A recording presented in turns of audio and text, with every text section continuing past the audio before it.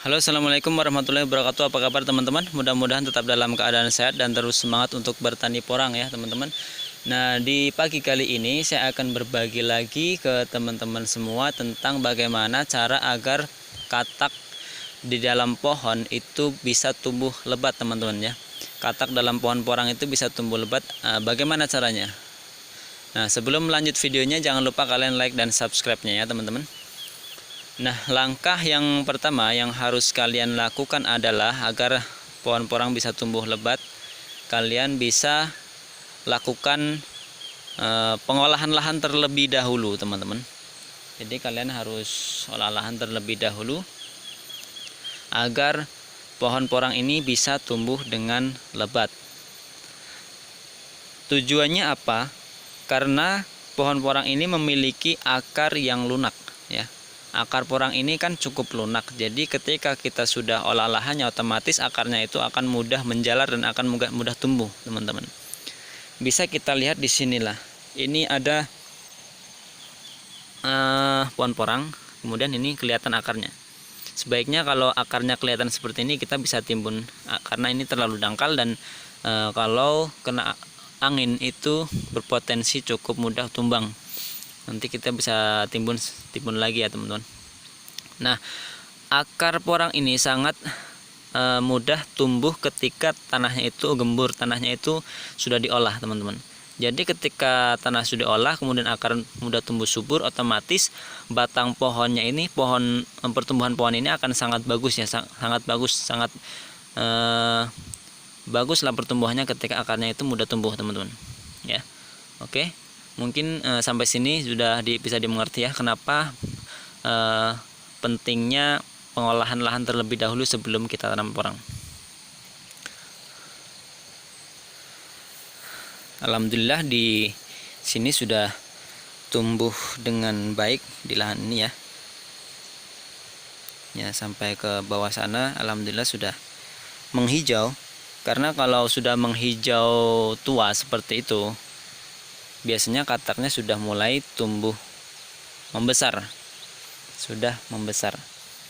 Ya, bisa kita lihat di sini. Ini kataknya sudah mulai membesar, tapi kalau yang masih hijau muda seperti ini belum.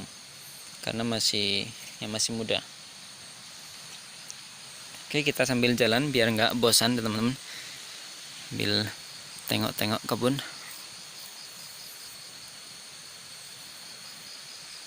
Ada yang masih pendek, ada juga yang sudah tumbuh tinggi teman-teman.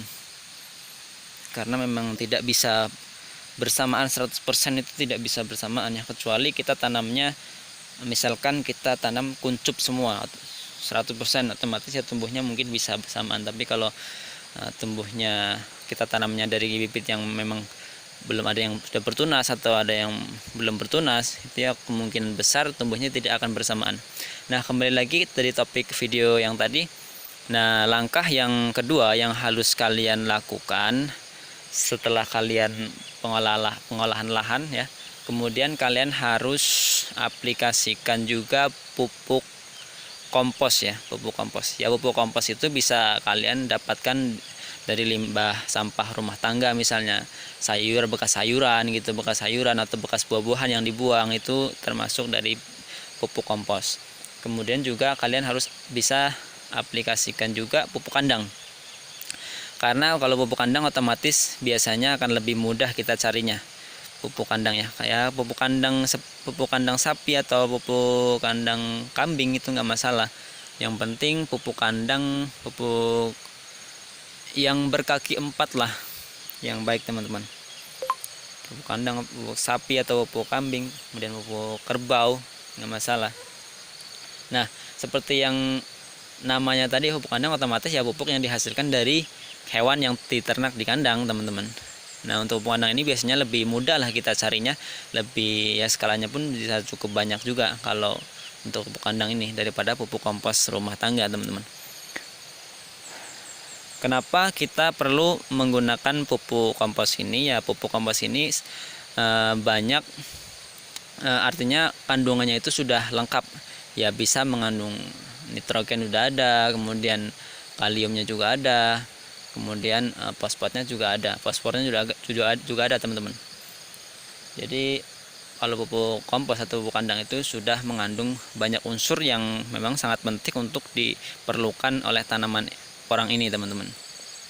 Ya sebenarnya semua tanaman itu memerlukan unsur-unsur itu, teman-teman. Nah, sambil jalan aja saya mau lihat yang di atas. Ini karena lahan ini habis dibersihkan, makanya saya bikin video di sini. Karena kemarin kalau bisa teman-teman lihat di sini, ini pasti sangat memprihatinkan. Ya karena rumputnya itu tinggi banget, teman-teman. Bisa ada yang melebihi porangnya. Jadi kadang nggak terlihat porangnya. Biar teman-teman lihatnya agak enak ya.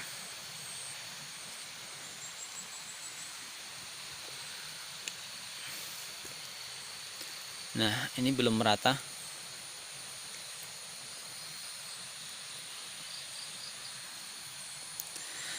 Oke, kembali lagi di topik yang tadi. Nah, untuk langkah yang ketiga, jadi langkah pertama itu kalian harus olah lahan terlebih dahulu.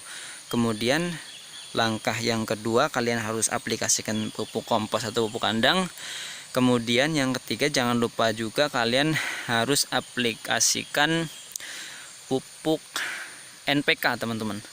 Kenapa? Ya karena kalau pupuk buatan ya, pupuk NPK itu kan pupuk buatan. Pupuk buatan NPK itu kan ya seperti kita ketahui cukup bagus ya, karena kandungannya sudah lengkap ya. Nitrogen, fosfor maupun kaliumnya itu sudah ada dalam pupuk NPK itu. Kalian bisa aplikasikan pupuk NPK sesuai dosis ya, tentunya jangan overdosis. Kalian sesuaikan ukuran bibitnya. Kalau bibit katak ya bisa kalian aplikasikan mungkin ya 1 sendok aja sudah cukup per batang ya. Kalau pohonnya cukup besar, mungkin ukuran 1 kilo ya bisa kalian bisa ditambahkan sedikit, nggak masalah ya. Jadi kalian harus aplikasikan pupuk NPK ketika kalian mau kataknya tumbuh dengan lebat. Ya karena pupuk NPK, apalagi yang kadar kaliumnya itu tinggi, teman-teman. Kalau kadar kaliumnya tinggi itu otomatis pohonnya itu akan sangat bagus ya, batangnya akan cukup besar. Otomatis kalau batangnya besar ya daunnya akan semakin banyak dan lebat ya. Dan kalau unsurkannya itu banyak juga akan lebih tahan terhadap serangan hama, teman-teman. Dan juga biasanya banyak teman-teman yang bertanya di sini, di pinggiran ini agak menguning, teman-teman. Kalau di pinggiran kuning daun ini agak menguning, itu biasanya kekurangan kadar kalium ya di sini di pinggiran ini. Makanya kenapa saya anjurkan sekali kalian menggunakan pupuk NPK yang kadar kaliumnya itu cukup tinggi. Nah, ini masih banyak juga yang kuncup ya. Banyak yang kuncup dan banyak lagi yang masih seperti ekor kuda. Nah, bahasa dalam grup-grup itu banyak yang bilang ekor kuda. Saya kurang tahu kenapa ya, mungkin karena mirip ekor kuda ya, teman-teman.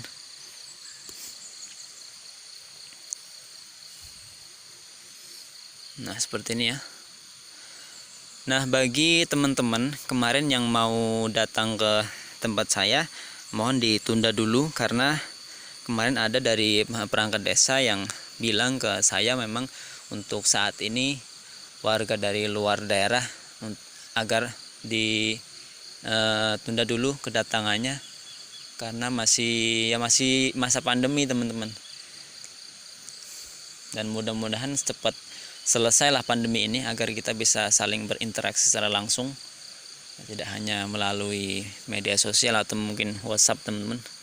Kita bisa datang langsung dan bisa silaturahim lah antar sesama petani porang biar lebih semangat lagi dan terus semangat untuk bertani porang, teman-teman.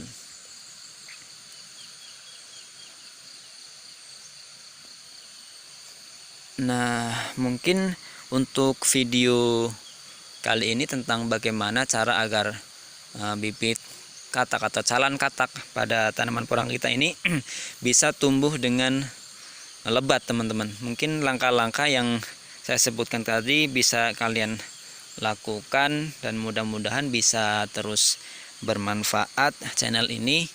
Jangan lupa like dan subscribe-nya teman-teman. Oke, dari saya apabila ada kesalahan ya saya mohon maaf yang sebesar-besarnya. Dari saya, assalamualaikum warahmatullahi wabarakatuh.